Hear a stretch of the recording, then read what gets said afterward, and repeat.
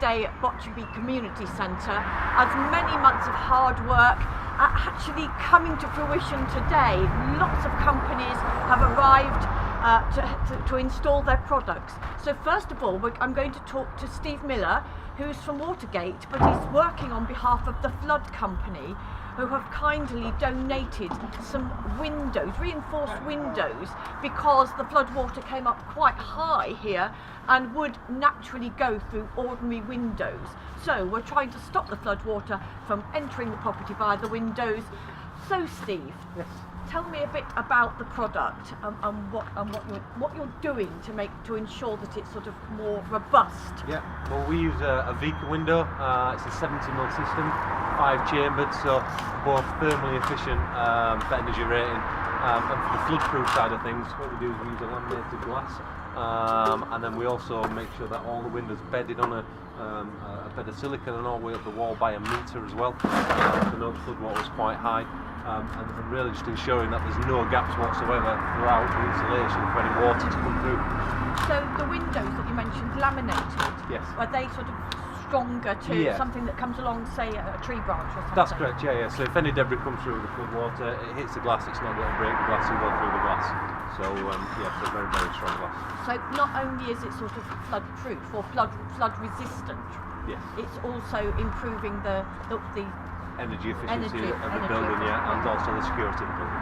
So we've got 3 in 1, security, energy and flood resilience. Correct. Yes. That's amazing. Brilliant. Thank you very much.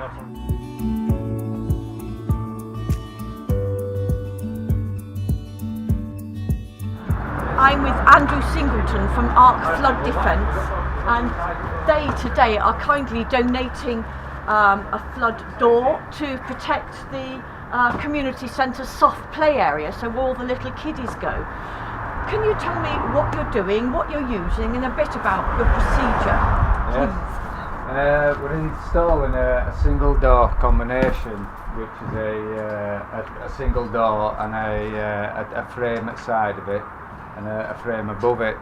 But to make the door itself is kite marked for flood defence. And the procedure is with fitting is to make it as watertight as possible, and by doing this, rather than just sealing up around the outside of the door and frame, when we install, before we actually sit the door frame in the aperture, we run a sealant around the brickwork and sit the door frame and the window frame on the sealant before we seal up on the outside, and this helps prevent water from entering the building. The door itself has extra locking points on, so that when the door closes and we lift the handle up, it pulls the door sash tighter to the frame, creating a watertight door seal. I suppose it's good for security as well, not just it's for also flood. very good for security, very good for security. Yes.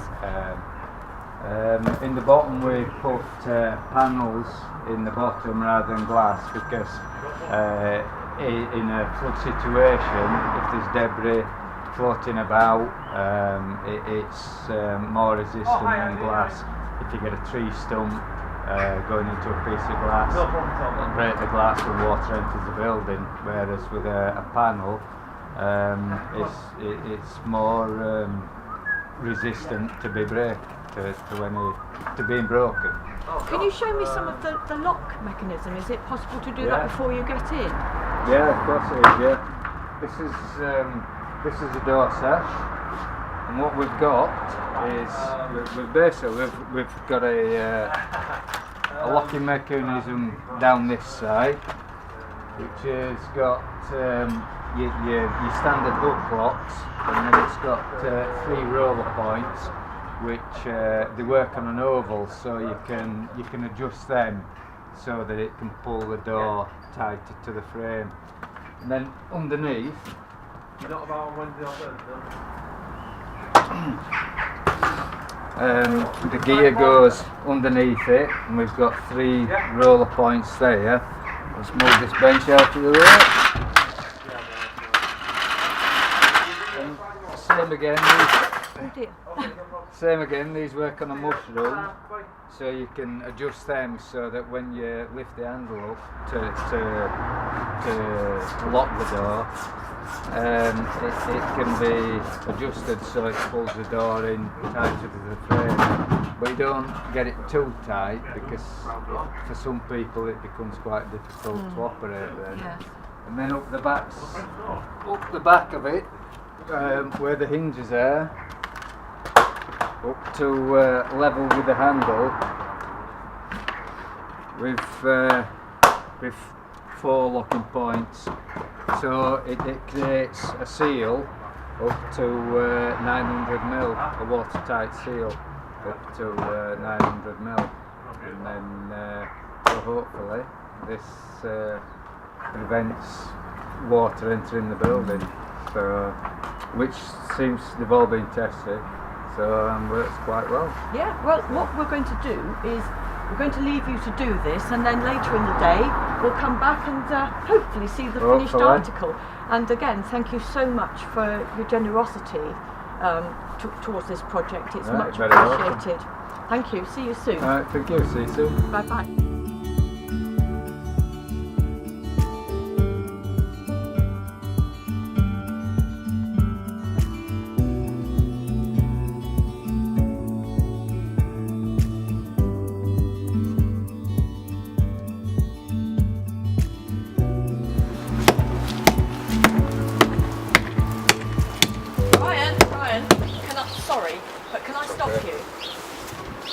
You're obviously replacing the air bricks, and in true Blue Peter fashion, there's one that he did earlier. So can you tell me what you've done? Because a lot of water can actually get into a home, into a property via the air bricks. So Brian here, our specialist air brick replacement builder, has done this earlier on, and he's going to tell me now, aren't you, about what you've done and how it works really, because that's what I'm interested in. How does it work? Yeah, so we'll break the old ones out, break the mortar line out on the air brick, and then we'll remortar the new one in. They have to be a certain way, so the balls sit at the bottom. We'll remortar in the plastic air brick, put the face pad on once it's dry. When the water hits the air brick, these 4 balls, 2 in each chamber, will lift up automatically, and that's what stops the water going into the property. So the water hits the balls rise up. Yes. And block up the area that the air would normally go through to stop the water getting in. Yeah, that's right. So you're working with water, really using the water to work in our favour, really, using the water to shut the air bricks. And then I happen to know that another good thing about this particular air brick, that if it's windy, the wind will blow the balls up, the balls will go into place and stop the cold air from getting into the property. So again, it sort of is another environmental feature that this particular air brick's got. Yeah. So this is an air brick taken apart, and you're going to show me it. Yes. So can you tell me a bit about how it works, please? Yeah, so it goes in this way with the sign this side up. That's the way it has to go in, so that the balls will go up into the air once the water hits it. Once it's in the wall, this will clip onto the front like that. The screws that have just fell on the floor will then go into them 3 holes, and that's to stop any dirt or anything affecting the balls from going up. It's as simple as that. One bit of advice is that every year or so, or definitely following a flood, you unscrew it and just get the spider's web out, or any sort of detritus that the flood has left behind, as I promise you it will. So don't fit and forget it, fit and maintain it. Once every year or so, just clean it out. Thank you very much, Brian. We can let you get back to work now. Thank you very much. Stop interfering with people and their work. Thank you very much. No problem at all. Well, it's day 2 of window fitting. Not only have I been excited about the doors being complete around the corner, the flood windows here on day 2, and it looks like a pretty big window, pretty big job for you today. Yeah, big job today really, because all the other windows were a straightforward single opening, where here we've got a big double aperture opening with a big cavity at the top. So yeah, just taking this time, just making sure that it comes out carefully with no internal damage.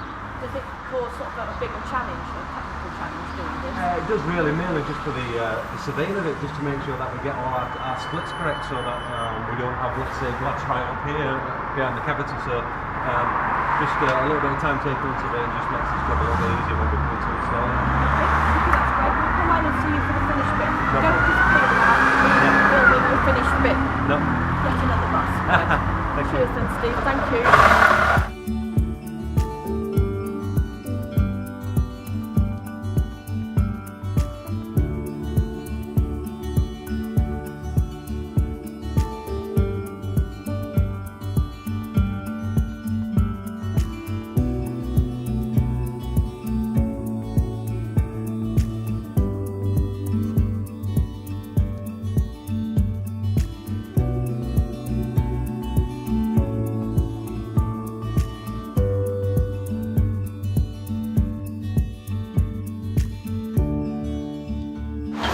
I'm here with Lakeside Flood Solutions, who have kindly donated one of their barriers to Botcherby Community Centre.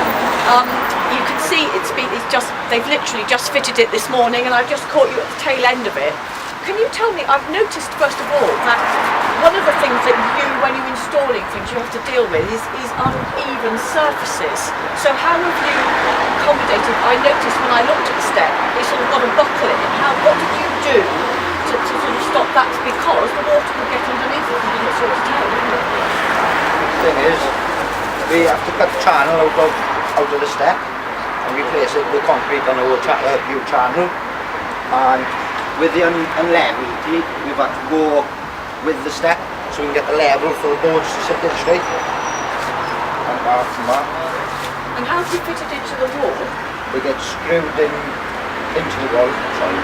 They get screwed into the wall and then CT1 up and sealed up around the sides. Right, what's CT1? It's a silicone sealer, yeah. Would you mind taking one of them out? Yeah, no Kevin, problem. and show me how you fit them? Because they're quite easy to fit, aren't they? Yeah, they're quite straightforward. See, they've taken it out very, very quickly. So if you could... Take them all out. Well, that's fine. It would be great if you could take them all out. This is just to give people an idea of how easy they are to fit. Yeah. So when the barrier is not in use, you got your cover plate and you just start.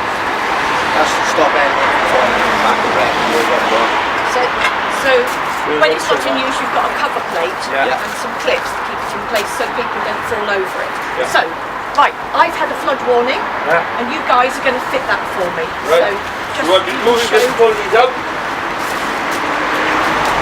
After The boards in, once the boards are facing up with the rubbers, it's not particularly steady board can go in.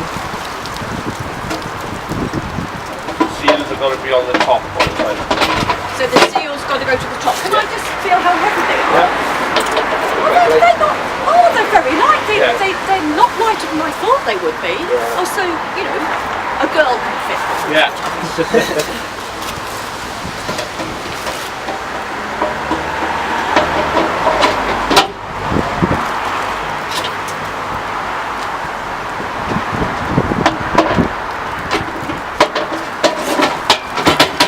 When the boards are all in place, or your top pressure clamps, it is into accent, all the seals, make sure it's got a 100% seal. Pressure on it.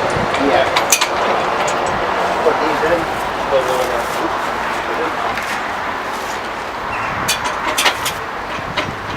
So all you're doing now is tightening them down, pushing all the seals on the boards, and then you start from the bottom.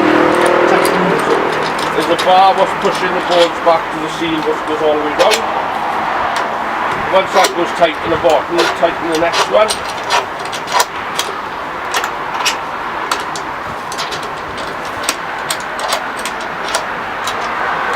Then you're going to be moving over to the next one over there.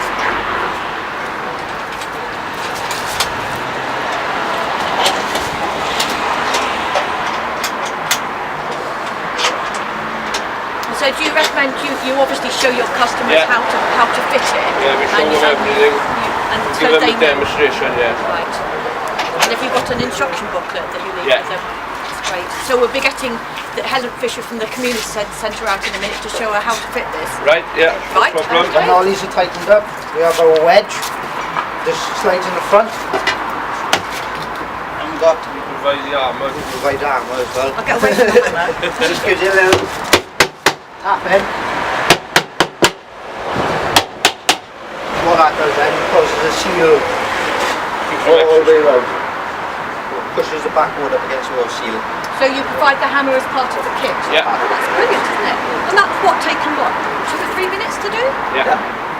That's fabulous. Thank you very much. And again, thank you very much to Lakeside Flood Solutions for donating this barrier. We're deeply grateful, and I know the community centre will be very grateful too. So thank you very much. Thank you. We'll leave you to get on. So I'm with John Leach, who is the supervisor of all the installers for the flood team that have installed everywhere since Storm Desmond in 2015. And what are they doing here? I'm quite interested, really. So Stephen and Brian are currently repointing the building, and what we found is when we came round and looked at the building, the mortar between the brickworks had started to break away and there was gaps, cracks, and obviously this can affect the building should the floodwaters surround. So what they're doing at the moment, or what they've done this morning, is they've grinded out to a height that was agreed by surveyors and the community centre themselves, and they're grinding out and then they're repointed with a water resistant mortar. They'll do that to the full building until the carrying out the work. Right, so what advice would you give to homeowners? Because we're coming up to winter now, would you advise that they did a sort of routine winter check, really, simple maintenance on their homes if they're at flood risk?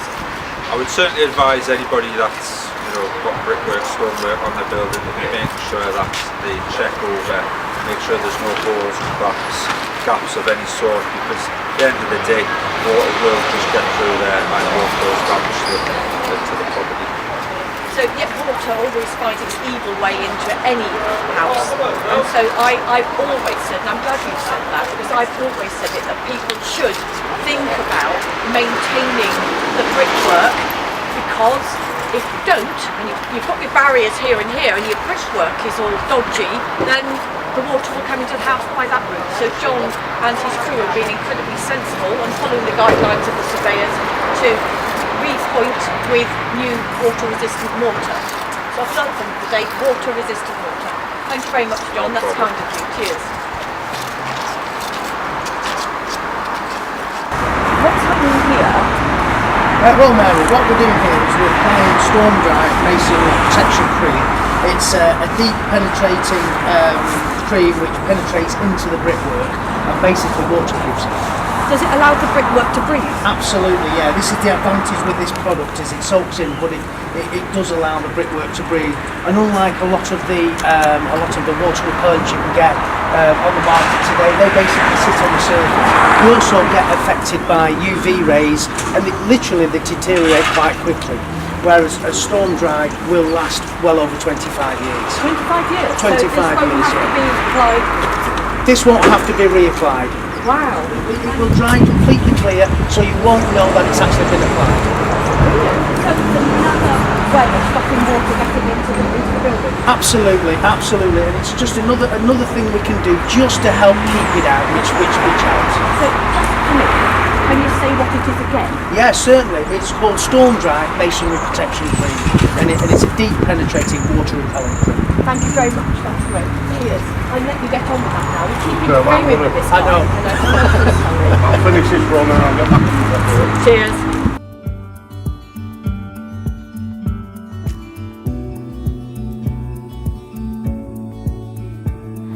Right, we're here at the back of Botchby Community Centre, and we're at the Youth Cafe entrance, and I'm with Graham Fairchild from JRK Flood Defences Limited. Now they are installing, in collaboration with F-Tech Barriers, one of their barriers today. Graham, tell me a little bit about what you have to consider before you even begin to install a product, and then when you install the product, all that you have to do. Well, obviously the surveyor comes around and finds out what barrier is needed to actually do the job, to make sure that the barrier works as well.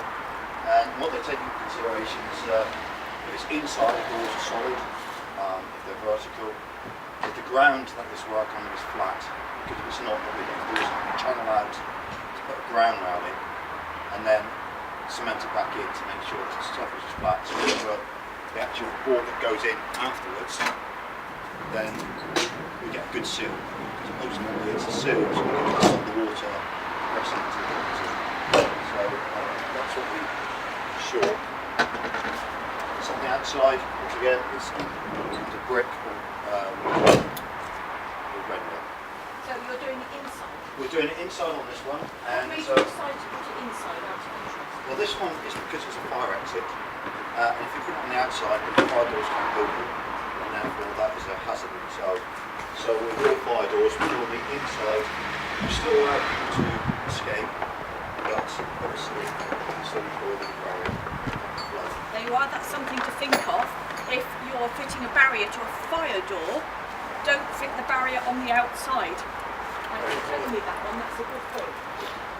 So what have you done so far? Well, first of all, we've taken away a little bit of architrave, so the actual rails can sit neatly against the wall. On this side, it's fine because of it's vertical.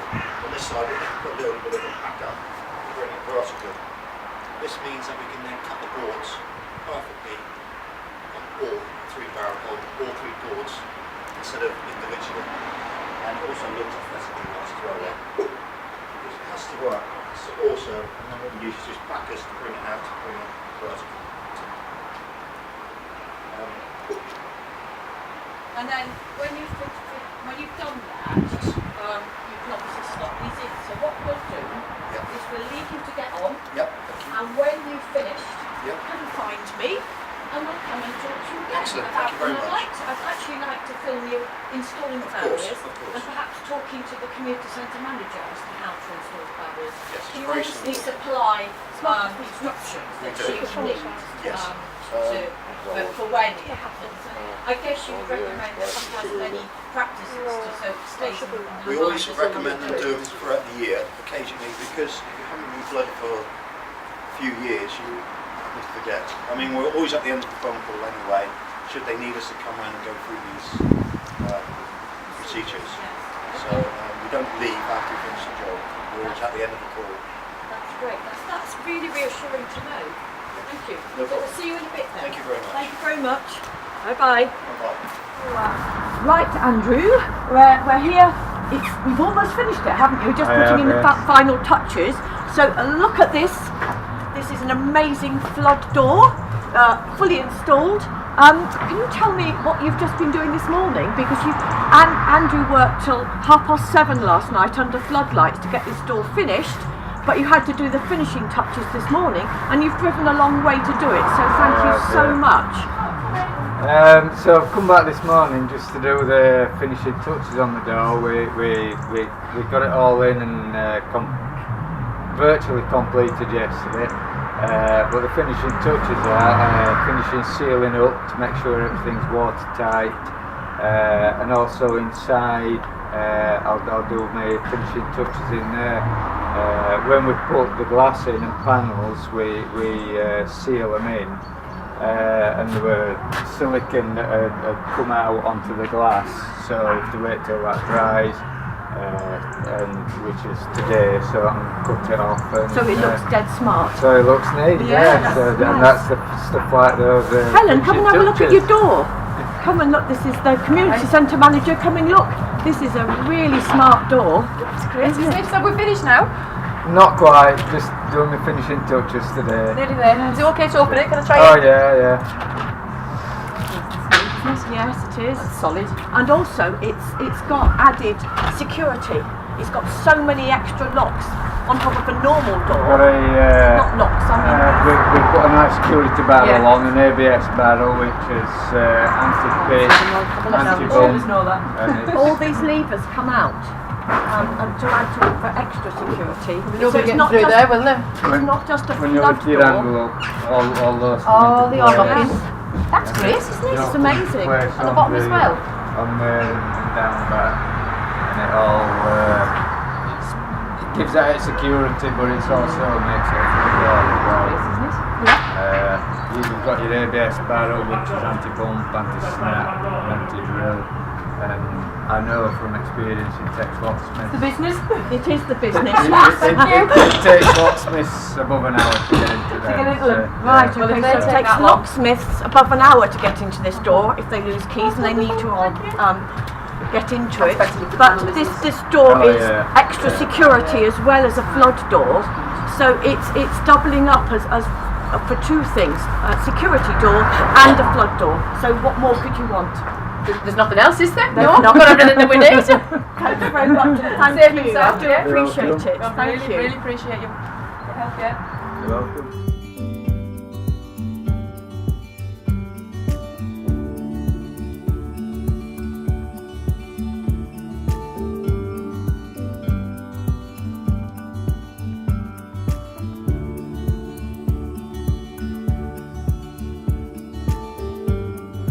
So I'm with Joshua from Aquatic Control Engineering, and they've kindly given us some non-return valves to use here at Botcherby Community Centre. Now, how can a girl get excited about a non-return valve? Well, let me tell you I can, because I have had, 17 years ago right now, I was waist deep in flood water and I had other people's toilet paper in my house, because I don't use blue.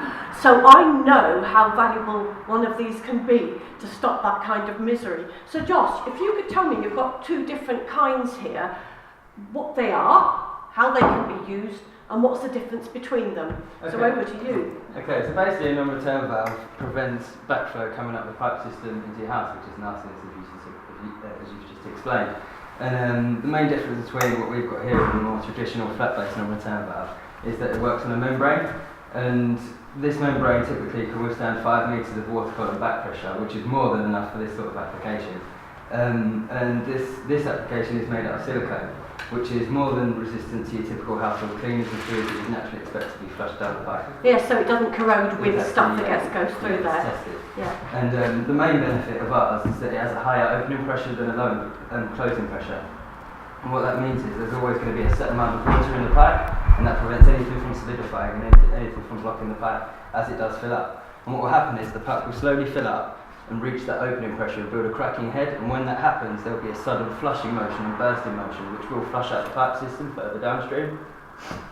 And it just basically stops all the nasties from coming into our home. Literally shuts down the minute flood water hits it, and it will stop coming up the toilet. Because we've seen so many graphic photographs of people's toilets that have just literally spewed its guts into people's houses, and that will actually stop it. So what's the difference between the two? Well, this one is a stainless steel push fit insert type, so what will happen is you actually slide it into the pipe and secure it to the head wall down a manhole, for example. So whereabouts you put that external? External to the house, To yeah. the house. Down the manhole, yeah. And do you have to get permission to fit that one? It all depends really. Quite a lot of the land is owned by yourself, but in this case at the Botcherby Community Centre, the manhole's actually owned by United Utilities. So it's best to get in contact with them, and more often than not they'll be able to supply these and provide them Yes, for you. we're waiting for permission to come Exactly. through now. So, yes. And the PVC one, this is more a residential type of valve. It's much more affordable to the homeowner, and this will actually sit inline. So what you do is you replace a section of pipe and put this in its place,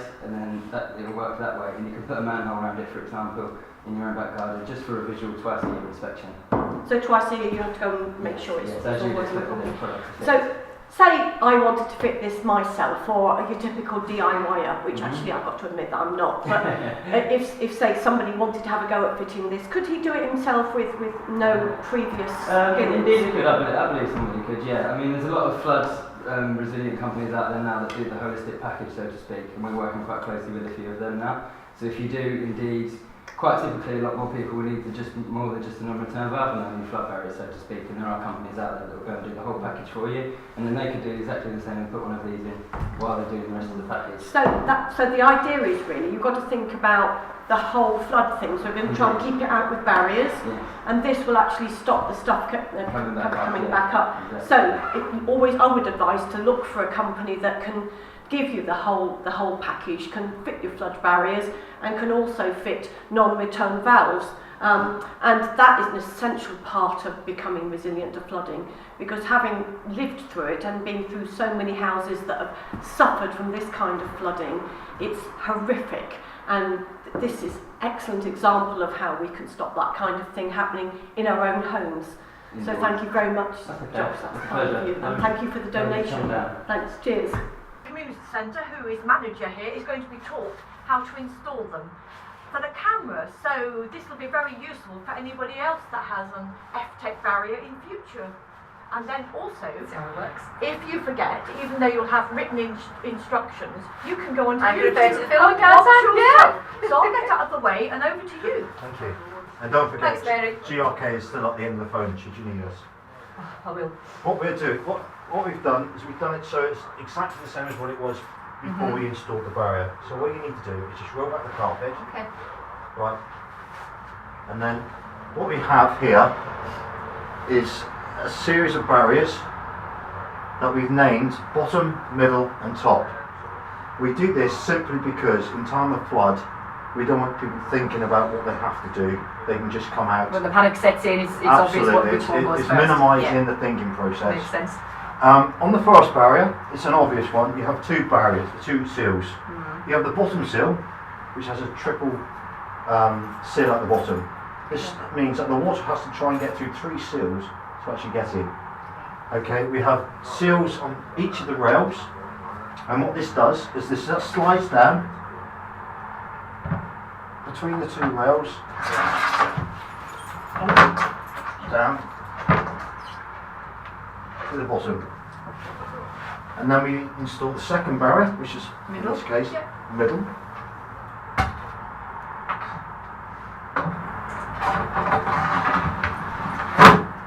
And down. And then the final one has no seal.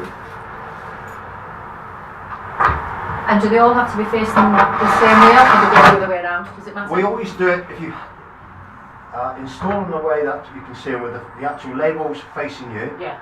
Then you'll know that it's fit as fine. Okay? And then what we have then is 2 T-joints that go to the top. And this is to help with the downward pressure. Okay, because you have the barriers pushed back with the nuts on the face. Shall I climb on? Yes, sorry. So what we're going to do here is push the board and just tighten up the screws, just so they're Just hand tight. hand tight, that's correct. Shall I do this side? If you don't mind. So just clockwise? Yep. Oh yeah. And the same with the All of them? Yep. And the same with the T-joint.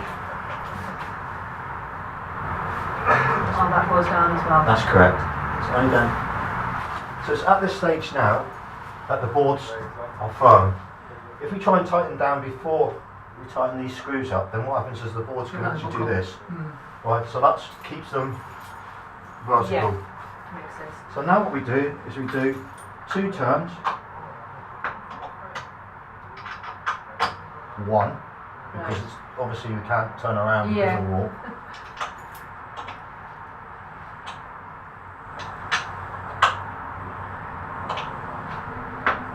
Let's do yours. Yeah.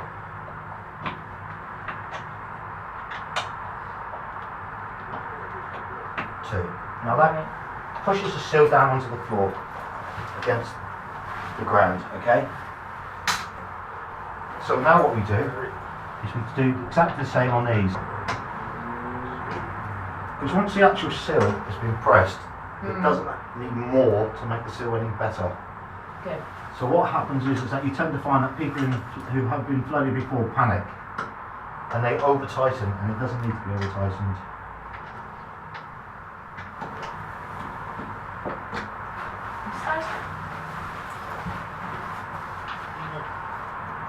Bottom to top. Take this out, you can see the actual seal compressed. Oh, yeah. So the board is nicely compressed against the seal. That way, no way is water going to get through, and then tighten up again.